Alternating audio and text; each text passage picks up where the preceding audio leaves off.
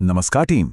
2027 की जनगणना के लिए हाउस लिस्टिंग ऑपरेशंस यानी HLO ऐप के इस खास ट्रेनिंग सेशन में आप सभी का स्वागत है। देखिए, एक फील्ड सुपरवाइजर के तौर पर पूरे अभियान की कामयाबी इस बात पर टिकी है कि हमारे प्रगणकों यानी एन्यूमरेटर्स को कितनी सही गाइडेंस मिलती है। आज के इस सेशन में हम HLO ऐप के उन सभी अहम वर्कफ्लो और तकनीकी पहलुओं को डिकोड करेंगे जिनका सामना फील्ड में हर दिन होने वाला है। तो आइए बिना किसी देरी के सीधे इस ट्रेनिंग मिशन में उतरते हैं और हर उस बारीकी को समझते हैं जो डेटा को एकदम सटीक बनाने के लिए जरूरी है। आज के इस ट्रेनिंग मिशन का एजेंडा स्क्रीन पर है। हम ऐप के मूल कॉन्सेप्ट से लेकर डेटा एंट्री, घर की स्थिति, परिवार के आंकड़े, घरेलू सुविधाएं और आखिर में समस्या निवारण जैसे सभी 6 चरणों को कवर करेंगे। तो चलिए सबसे पहले सेक्शन से शुरुआत करते हैं। डिजिटल डेटा एंट्री शुरू करने से पहले कुछ बुनियादी बातों का साफ होना बहुत जरूरी है। फील्ड में सबसे ज्यादा कंफ्यूजन भवन और मकान के बीच होता है। इसे ऐसे समझिए, भवन बाहर से दिखने वाला पूरा एक स्ट्रक्चर है, पूरी एक बिल्डिंग है, लेकिन जनगणना मकान उसके अंदर रहने वाली पारिवारिक इकाइयां हैं। अब सोचिए, सामने एक 4 मंजिला इमारत है, वो पूरा का पूरा एक भवन है, लेकिन अगर उस इमारत के अंदर 4 अलग-अलग परिवार अपनी अलग रसोई के साथ रह रहे हैं, तो तकनीकी रूप से वहां 4 अलग-अलग जनगणना मकान गिने जाएंगे। सुपरवाइजर्स को यह पक्का करना होगा कि टीम के सभी लोग इस अंतर को बिल्कुल स्पष्ट रूप से समझे। चलिए अब सेक्शन 2 की ओर बढ़ते हैं, जहां हम बात करेंगे डेटा एंट्री शुरू करने के तकनीकी सेटअप की। ये एक ऐसा पॉइंट है जहां अक्सर लोग गलती करते हैं, ऐप और कीबोर्ड की भाषा का सिंक होना। अगर HLO ऐप की भाषा हिंदी चुनी गई है, तो मोबाइल के कीबोर्ड की भाषा भी हर हाल में हिंदी ही होनी चाहिए। अगर कोई हिंदी ऐप में अंग्रेजी कीबोर्ड से टाइप करता है, तो सिस्टम कैरेक्टर काउंटिंग में एरर दे सकता है, यानी वो एक अक्षर को 2 मान सकता है। इससे बचने के लिए या तो भाषा पूरी तरह सिंक हो, या फिर रोमन से हिंदी टाइपिंग के लिए डिवाइस में इंडिक फॉन्ट जरूर इंस्टॉल होना चाहिए। ये छोटी सी सेटिंग फील्ड में आपका बहुत सारा समय और सिर दर्द बचा सकती है। भाषा सेट हो गई, अब बात करते हैं भवनों को नंबर देने की। रूल बहुत साफ है, अगर नगरपालिका ने पहले से ही क्रमबद्ध नंबर दिए हैं, तो प्राथमिकता उन्हीं को मिलेगी। लेकिन हम सब जानते हैं कि फील्ड की असलियत क्या होती है ना? कई बार बीच में नए मकान बन जाते हैं और पुराना क्रम टूट जाता है। ऐसी स्थिति में प्रगणकों को नजरी नक्शा बनाते समय अपने खुद के क्रमबद्ध नंबर असाइन करने होंगे। ऐप में नंबरों का क्रम सही होना बहुत जरूरी है, वरना डेटा की शुद्धता गड़बड़ा जाएगी। तीसरे हिस्से पर आते हैं। जब टीम वास्तव में किसी घर के पास पहुंचती है, तो निर्माण सामग्री और घर की स्थिति को कैसे दर्ज करना है। अब मान लीजिए टीम एक पते पर पहुंची और वहां घर पर ताला लटका है, कोई जवाब देने वाला नहीं है। ये फील्ड का सबसे आम परिदृश्य है। ऐसी स्थिति में HLO ऐप के अंदर क्या करना चाहिए? यहां हमारा HLO ऐप बहुत स्मार्ट तरीके से काम करता है। जब घर बंद है तो अंदर की जानकारी देने वाला कोई नहीं है, इसलिए जैसे ही प्रश्न संख्या 7 पर बंद या लॉक्ड का विकल्प चुना जाता है, ऐप अपने आप फर्श, दीवार या छत से जुड़े सभी सवालों को स्किप कर देता है। क्योंकि जब आप अंदर देख ही नहीं सकते, तो अंदाजे से गलत डेटा भरने का कोई मतलब नहीं है, राइट?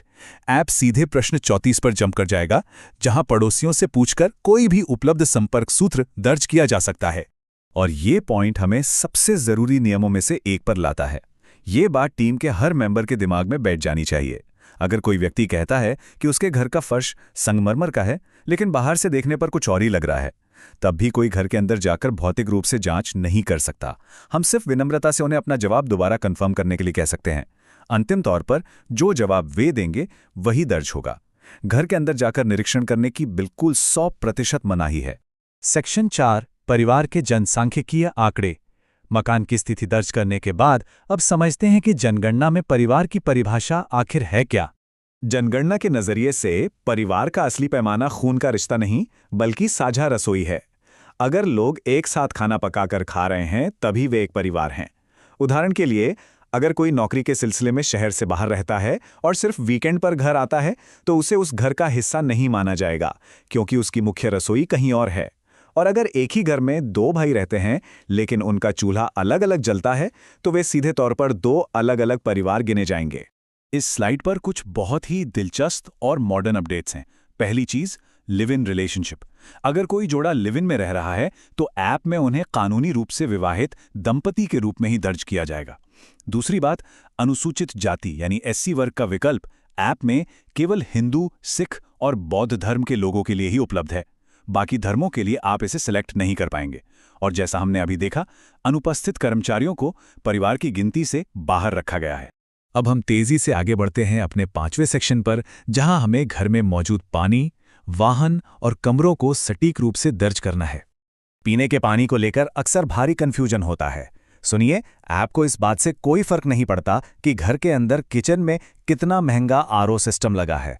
ऐप यह जानना चाहता है कि पानी अपने मुख्य स्रोत पर कैसा था। अगर पानी सीधे नदी, कुएं या प्राकृतिक स्रोत से आ रहा है तो उसे अनुपचारित ही दर्ज किया जाएगा। उपचारित पानी केवल वह है जिसे सरकार या नगर पालिका ने घर तक भेजने से पहले ही ट्रीट कर दिया हो। गाड़ियों की बात करें तो रूल एकदम साफ है, केवल और केवल निजी उपयोग वाले वाहन। अगर किसी घर में स्कूटर, कार या जीप है जिससे वे घूमने या बाजार जाते हैं तो उसे बेझिझक दर्ज करें। लेकिन अगर घर के बाहर कोई कमर्शियल बस खड़ी है या कोई 3 व्हीलर ऑटो रिक्शा है जिससे वे पैसे कमाते हैं, तो उन्हें ऐप में बिल्कुल दर्ज नहीं किया जाएगा। वो आजीविका के साधन हैं, व्यक्तिगत यात्रा के नहीं। कमरों की गिनती में भी अक्सर गड़बड़ हो जाती है, जिससे पूरे परिवार के जीवन स्तर का डेटा गलत हो सकता है। ध्यान रखिए, रसोई घर, बाथरूम और खुली बालकनी को कभी भी रहने वाले कमरे में नहीं गिना जाएगा। कमरे सिर्फ वही हैं जो मुख्य रूप से सोने या रहने के मकसद से बनाए गए हैं। बस इतना ही सिंपल है। अब हम अपने ट्रेनिंग मिशन के आखिरी और सबसे अहम चरण में हैं, समस्या निवारण और फाइनल सबमिशन। शुरुआत में हमने भवन और मकान के बीच का जो अंतर समझा था, अब उसका असली टेस्ट है।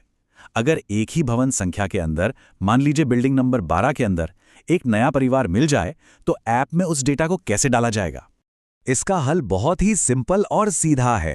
पहले परिवार का पूरा डेटा आराम से भर लें। जब दूसरे परिवार की बारी आए तो भवन नंबर वाले कॉलम पर जाकर दोहराएं या रिपीट विकल्प चुनें। इससे ऐप समझ जाएगा कि बिल्डिंग वही पुरानी वाली है। लेकिन उसके तुरंत बाद जनगणना मकान नंबर के कॉलम में जाकर नया या न्यू पर टैप करें। ऐसा करते ही उस एक भवन के अंदर दूसरे परिवार की एक बिल्कुल नई पहचान बन जाएगी। ये सिस्टम उन्हें एक छत के नीचे लिंक भी कर देगा और डेटा के लिए अलग अलग भी रखेगा। डेटा एंट्री तो हो गई, पर रुकिए, काम अभी खत्म नहीं हुआ है। ऐप तुरंत सबमिट नहीं होता। ये एक पूरी प्रीव्यू स्क्रीन जनरेट करता है। सुपरवाइजर्स, आपको अपनी टीम को यह सख्त निर्देश देना है कि वो इस स्क्रीन को उत्तरदाता को बोलकर सुनाएं और सारी जानकारी कंफर्म करें। जब सामने वाला कह दे कि हाँ सब ठीक है, बस तभी डेटा को फाइनल सबमिट करना है। इसके बाद ऐप अपने आप अगले मकान के लिए तैयार हो जाएगा। तो साथियों, इन सभी तकनीकी पहलुओं, परिभाषाओं और वर्कफ्लोज को डिकोड करने के बाद अब हमारे पास वो सभी टूल्स मौजूद हैं जो फील्ड की किसी भी उलझन को सुलझा सकते हैं। हमने लगभग हर उस सिनेरियो को कवर कर लिया है जो डेटा की क्वालिटी को बिगाड़ सकता था।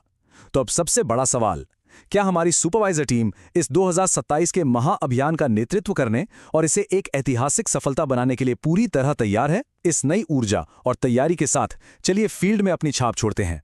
आप सभी को बहुत बहुत शुभकामनाएं।